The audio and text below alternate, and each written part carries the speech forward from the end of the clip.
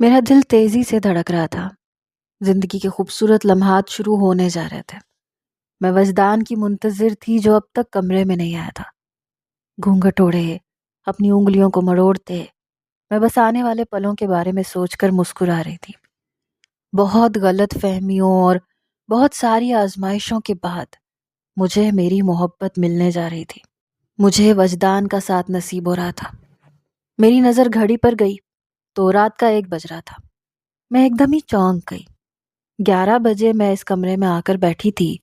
2 گھنٹے گزر چکے تھے لیکن وجدان کی کوئی خبر نہ تھی۔ اس قدر بھاری لہنگے اور زیورات میں میرا بدن دکھنے لگا تھا۔ میں نے تھک کر بیڈ گراؤنڈ سے ٹیک لگایا اور سوچنے لگی کہ وجدان کہاں رہ گیا ہے۔ اسے تو فوراً ہی کمرے میں آ جانا چاہیے تھا۔ میری طرح وہ بھی تو محبت کے جذبات سے سرشار تھا۔ ہم دونوں ہی ایک دوسرے کو پا لینے کی تمنا رکھتے تھے، تو پھر وہ اب تک کیوں نہیں آیا تھا؟ یہی سوچتے ہوئے میں نے آنکھیں بند کر لیں۔ کچھ ہی دیر گزری تھی کہ قدموں کی چاپ سنائی دی۔ میں نے گھبرا کر آنکھیں کھولیں تو وجدان گیٹ لاک کر رہا تھا۔ میرا دل ایک دم تیزی سے دھڑکنے لگا۔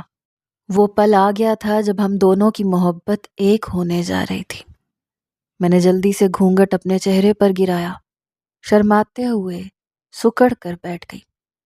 ویسے تو میں اور وجدان پہلے بھی کئی دفعہ مل چکے تھے، لیکن نکاح کے بعد یہ باقاعدہ ہماری پہلی ملاقات تھی، اس لیے شاید میرا دل اپنے بس میں نہیں تھا۔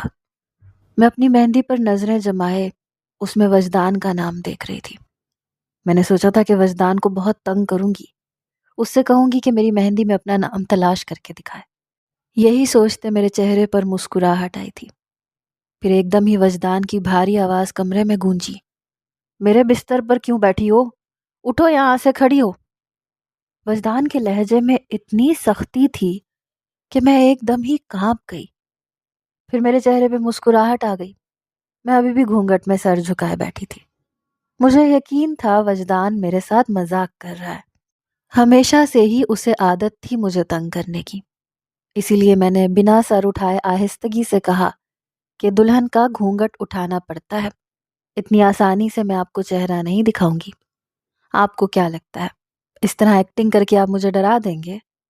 میری بات پر وجدان نے ایک دم ہی سختی سے میرا بازو جکڑ کے مجھے بستر سے کھینچ کے کھڑا کیا۔ میرا گھونگھٹ بھی پوری طرح کھینچ کے میرے چہرے سے ہٹا دیا، اور میں پھٹی پھٹی نگاہوں سے وجدان کو دیکھ رہی تھی۔ جیسے ہی میری نگاہیں وجدان کی نگاہوں سے ملی تو میری روح تک لرز گئی۔ غصہ، نفرت، حقارت، کیا کچھ نہیں تھا ان نظروں میں۔ میں نے ہکلاتے ہوئے وجدان سے کہا کہ کیا ہوا ہے؟ اس نے بہت تیزی سے مجھے صوفے پہ دھکا دیا۔ سوال جواب کرنے کے بجائے اگر اپنی اوقات پہچان لو تو زیادہ اچھا ہوگا عائشہ۔ بہتر ہوگا کہ آئندہ میری کسی چیز پر اپنا حق جتانے کی کوشش نہ کرنا۔ یہ بستر میرا ہے، تمہارے باپ نے جہیز میں نہیں دیا۔ وجدان نے میرا تکیہ اٹھا کر صوفے پر پھینکا تھا، خود واش روم کا رخ کیا تھا، اور میں سر سے پاؤں تک لرز کر رہ گئی تھی۔ 2 آنسو ٹوٹ کر آنکھوں سے گرے۔ یہ وجدان کو کیا ہوا تھا؟ مجھ سے اس طرح کیوں بیہیو کر رہا تھا؟ میں اپنے آپ سے سوال کر رہی تھی، اور پھر دل نے جو جواب دیا اس نے میری روح فنا کر دی۔ تو کیا وجدان نے پرانی باتوں کو دل سے لگایا ہوا تھا؟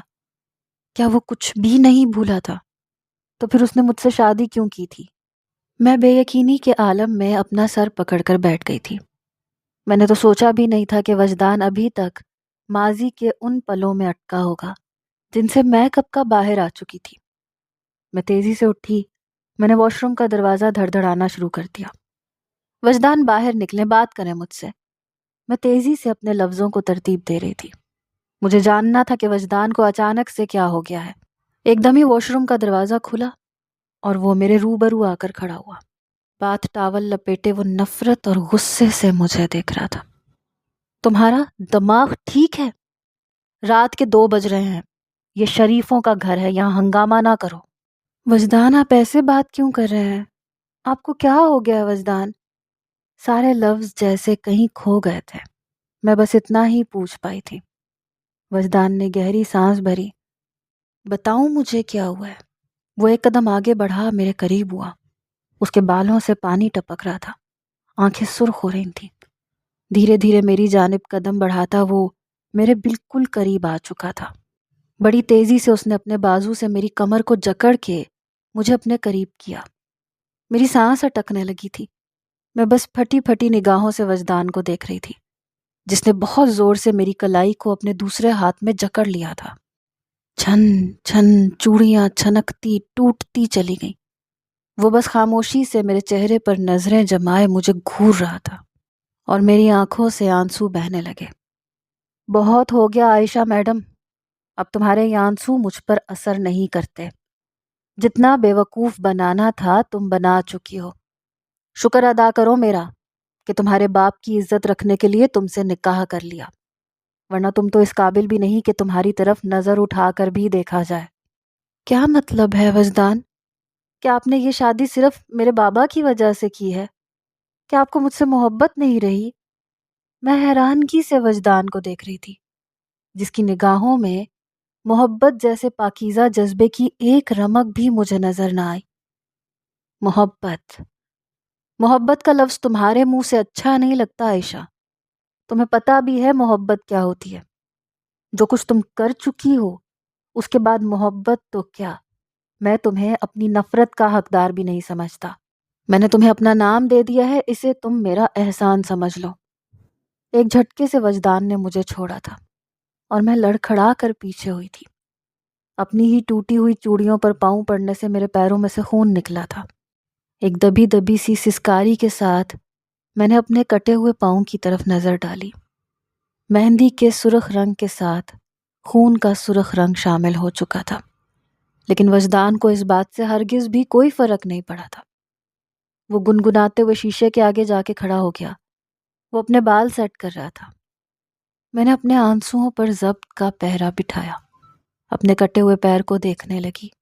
گہرا زخم آیا تھا، خون بہہ رہا تھا۔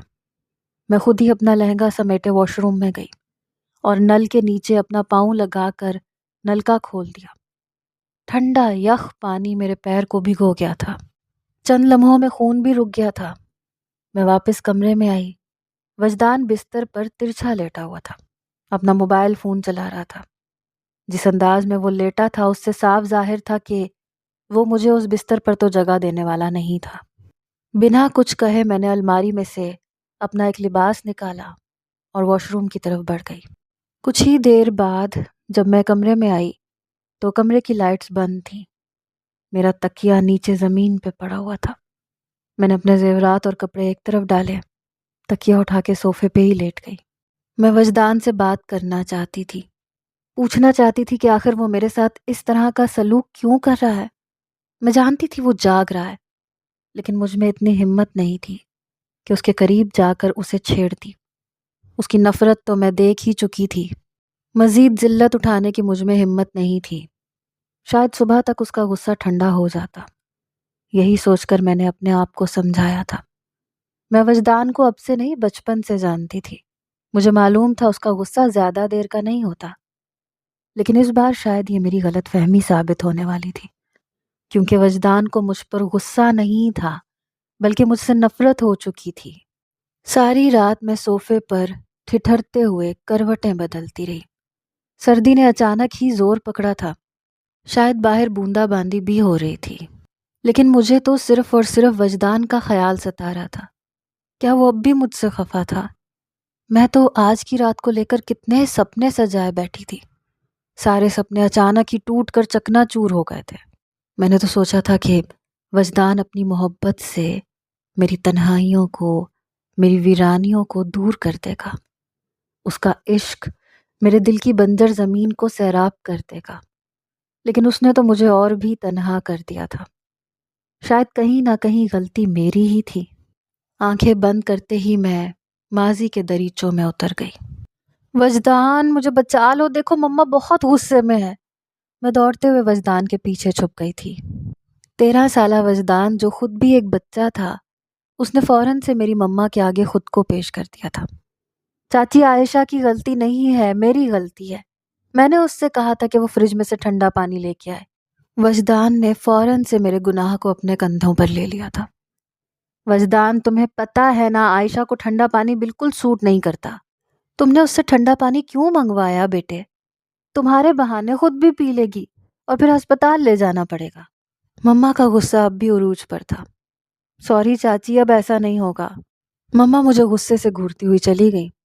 وجدان ان کا بہت لاڈلا تھا، اس لیے وہ اس پر زیادہ غصہ نہیں ہوتی تھی، اور اسی بات کا فائدہ میں پوری طرح اٹھاتی تھی۔ مما کے جاتے ہی وجدان نے پلٹ کر ناراضگی سے مجھے دیکھا تھا۔ آشی، تمہیں پتہ ہے نا تم بیمار ہو جاتی ہو، پھر کیا ضرورت تھی فریج کھولنے کی؟ میں نے مسکرا کر وجدان کو دیکھا تھا، کیونکہ مجھے پتا ہے کہ اگر میں پکڑی گئی تو تم ہو نا، تم مجھے بچا لو گے۔ یہ غلط بات ہے عائشہ، وجدان نے میرے کان کو پکڑ کر کھینچا تھا۔ اوہ اللہ، درد ہو رہا ہے۔ میں نے جلدی سے اپنے کان پر ہاتھ رکھا۔ سوری عائشہ، زیادہ زور سے ہو گیا کیا؟ وجدان لمحے بھر میں فکر مند ہوا اور میری ہنسی چھوٹ گئی۔ تم بھی نا بدھو ہو پورے۔ میں نے وجدان کے سر پر ہاتھ مارا تھا اور اس کے بال کھینچتی اس کے کمرے سے باہر کی جانب بھاگی تھی، اور اسے ایک پل میں ہی سمجھ آ گیا تھا کہ میں نے ڈرامہ کیا ہے۔ وہ بھی میرے پیچھے پیچھے بھاگنے لگا۔ ہم ایسے ہی تو بڑے ہوئے تھے، ایک ہی گھر میں اوپر والا پورشن وجدان کا تھا، نیچے والا ہمارا۔ میں اپنے ماں باپ کی اکلوتی بیٹی تھی، جبکہ وجدان کی ایک چھوٹی بہن بھی تھی۔ وجدان مجھ سے پورے 4 سال بڑا تھا۔ میں 9 سال کی تھی، وہ 13 سال کا تھا، لیکن ہماری دوستی بہت پکی تھی۔ میں ذرا بھی کوئی غلطی کرتی تو وجدان ہمیشہ اسے اپنے سر لے لیا کرتا۔ وجدان کو کسی سہارے کی ضرورت پڑتی تو میں تایا جان کے آگے کھڑی ہو جاتی، کیونکہ میں اپنے تایا جان کی جو لاڈلی تھی۔ تایا جان مجھ پر جان چھڑکتے تھے اور میری مما وجدان پر۔ ہمارا بچپن بہت ہی خوبصورت گزرا تھا۔ وجدان 16 سال کا ہوا تو اس کی کالج لائف شروع ہو گئی۔ اس میں کافی تبدیلی آ گئی تھی۔ وہ اپنی پڑھائی کو لے کر بہت سنجیدہ تھا، ساتھ ساتھ مجھے بھی بار بار یہی تاکید کرتا، عائشہ پڑھائی میں دھیان دیا کرو۔ لیکن مجھے پڑھائی میں اتنی دلچسپی نہیں تھی۔ وہ مجھے پڑھانے بیٹھتا تو میں کنکھیوں سے اسے دیکھتی رہتی۔ اس کے چہرے میں ایسی کشش تھی کہ میں اس پر سے نگاہیں نہیں ہٹا پاتی تھی۔ وجدان کے بغیر تو ایک لمحہ بھی ناممکن تھا۔ میرا دل وجدان کے لیے ایک الگ ہی لے پر دھڑکتا تھا، جسے اس کچی عمر میں سمجھ نہیں پائی تھی۔ میں بس اتنا جانتی تھی کہ میں وجدان کے بغیر نہیں رہ سکتی، اور اپنے اس جذبے کی شدت کا احساس مجھے اس دن ہوا جب وجدان کا انٹر کمپلیٹ ہوا اور تایا جان نے کہا کہ باقی کی پڑھائی کمپلیٹ کرنے کے لیے وجدان آسٹریلیا جا رہا ہے۔ میں نے پورا گھر رو رو کر ایک کر دیا۔ وجدان اپنے کمرے میں بیٹھا اپنی کتابیں سمیٹ رہا تھا۔ میں جا کر اس کے قدموں میں بیٹھ کر رونے لگی۔ مجھے اس طرح آنسو بہاتے دیکھ کر وہ پریشان ہو گیا۔ عائشہ، کیا کر رہی ہو؟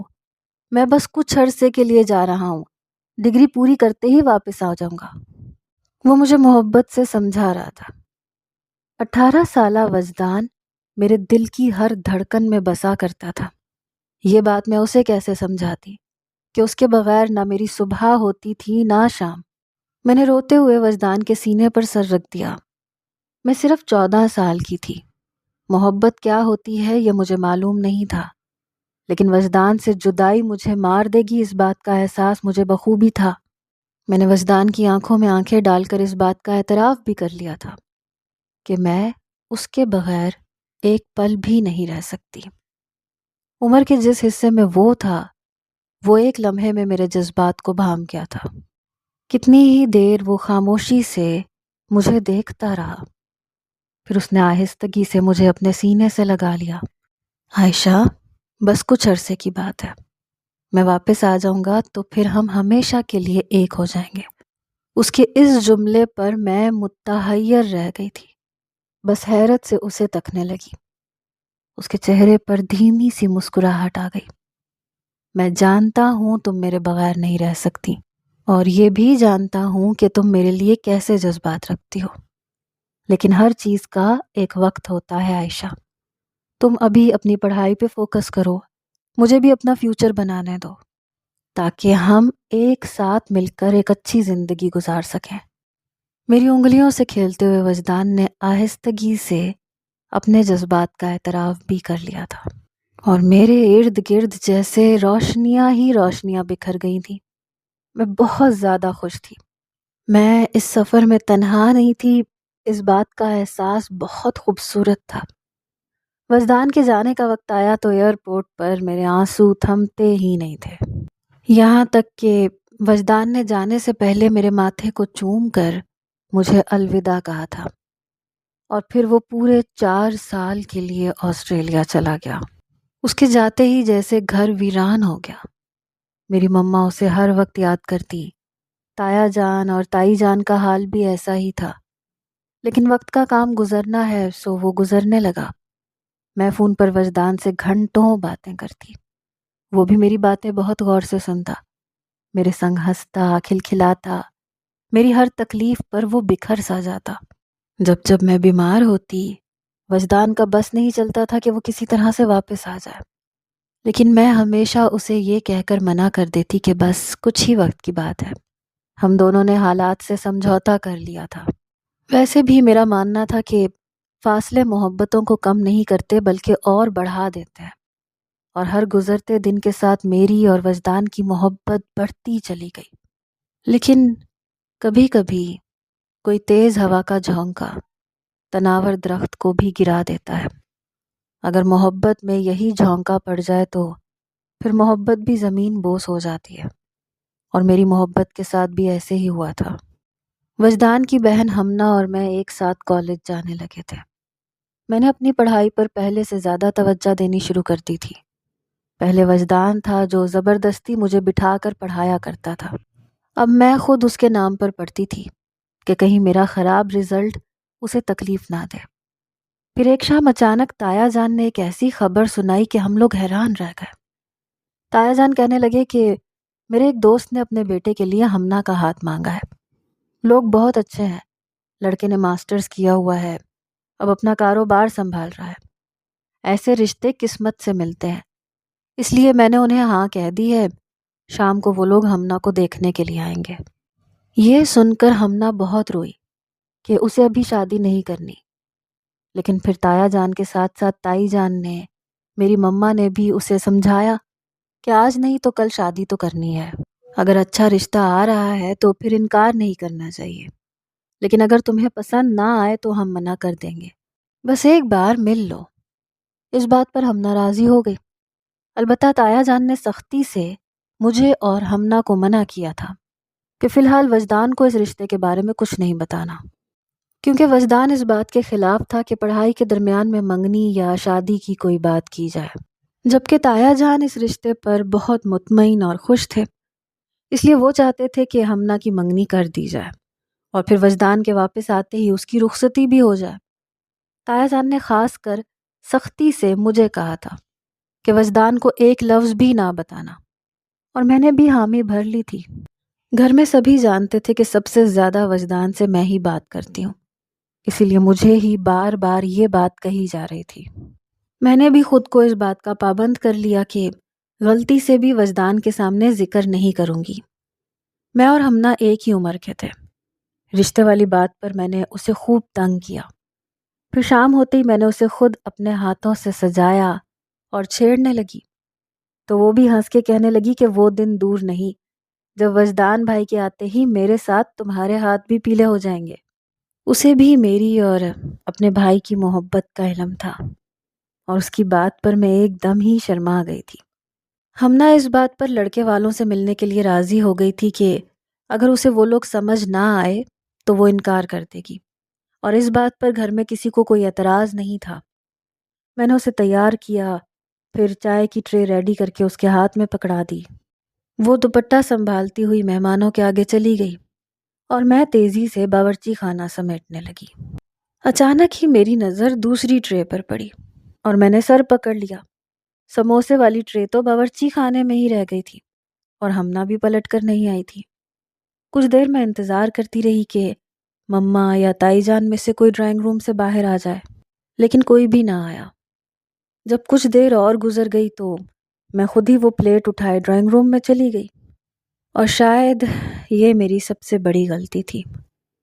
ڈرائنگ روم میں داخل ہوتے ہی مجھے اس بات کا احساس ہو گیا تھا کہ مجھے یہاں نہیں آنا چاہیے تھا، کیونکہ ہمنا دو عورتوں کے درمیان شرمائی سی بیٹھی تھی، جبکہ خوبصورت جوان سا لڑکا بھی صوفے پہ بیٹھا ہوا تھا۔ وہ میری مما سے بات کر رہا تھا۔ جیسے ہی اس کی نظر مجھ پر پڑی تو وہ بس مجھے دیکھتا چلا گیا۔ اس کی نگاہوں میں جو چمک آئی تھی، میں ایک دم ہی پزل ہو گئی تھی۔ میں نے جلدی سے ٹرے ٹیبل پر رکھی، سب کو سلام کیا اور واپسی کے لیے پلٹنے لگی تو وہ ادھیڑ عمر عورت جو ہمنا کے برابر میں بیٹھی تھی، اس نے مجھے روک لیا، میرا تعارف پوچھنے لگی، جبکہ مما مجھے بہت بری نظروں سے گھور کے دیکھ رہی تھی۔ میں نے گھبرا کے صرف یہی بتایا کہ میں ہمنا کی کزن ہوں، اور گرتی پڑتی وہاں سے باہر نکل آئی۔ تھوڑی دیر بعد مما باورچی خانے میں آئی تو غصے سے کہنے لگی، یہ کیا حرکت تھی؟ تمہیں اندر آنے کی ضرورت کیا تھی؟ میں نے مما سے کہا کہ ٹرے رہ گئی تھی۔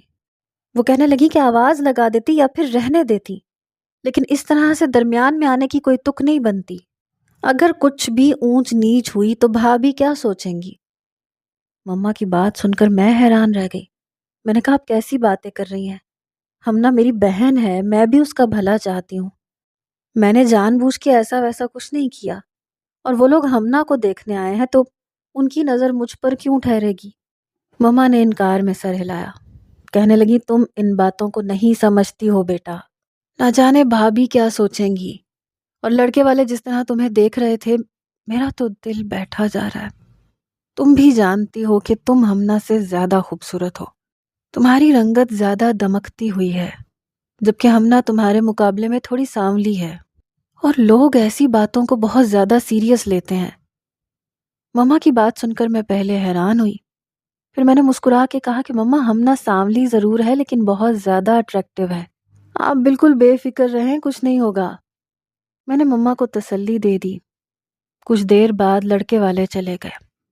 تائی جان نے کسی بھی بات پر کچھ نہیں کہا تھا۔ ہمنا بھی بہت خوش تھی، اسے لڑکا پسند آیا تھا، لیکن شام کو جب ان کے گھر سے فون آیا تو پورا ہی گھر ہل کے رہ گیا، کیونکہ انہوں نے ہمنا کا نہیں بلکہ میرا رشتہ مانگا تھا۔ لڑکے کو میں پہلی ہی نظر میں پسند آ گئی تھی اور وہ مجھ سے شادی کرنا چاہتا تھا۔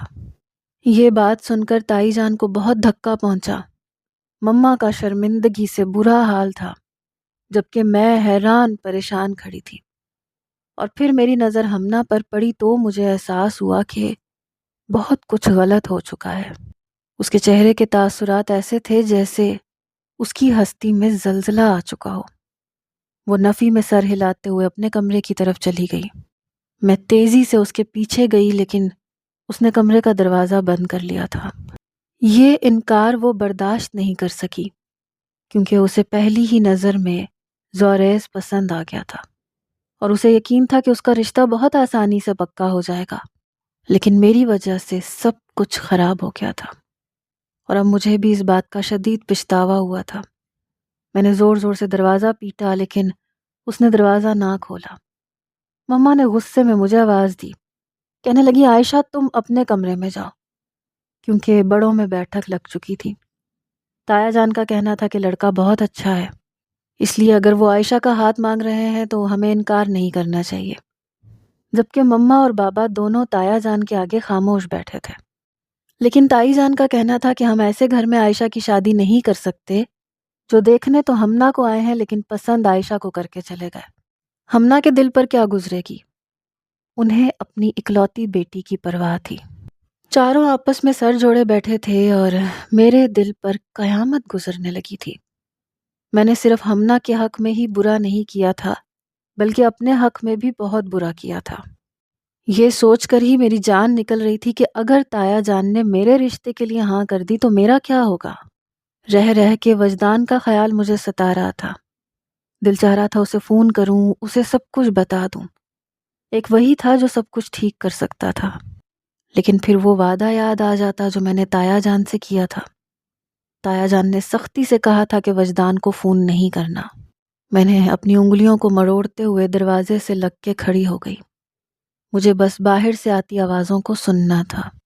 میرے مستقبل کا فیصلہ میرے گھر کے بڑوں کے ہاتھ میں تھا۔ میں دل ہی دل میں دعا مانگ رہی تھی کہ تایا جان کا دل بدل جائے، کیونکہ وہ بالکل اس بات پر اٹل ہو چکے تھے کہ عائشہ کا رشتہ ہمیں دے دینا چاہیے۔ میرے ماں باپ نے میرا ہر فیصلہ تایا جان پہ چھوڑ دیا تھا، کیونکہ وہ گھر کے بڑے تھے اور اس گھر میں انہی کی چلتی تھی۔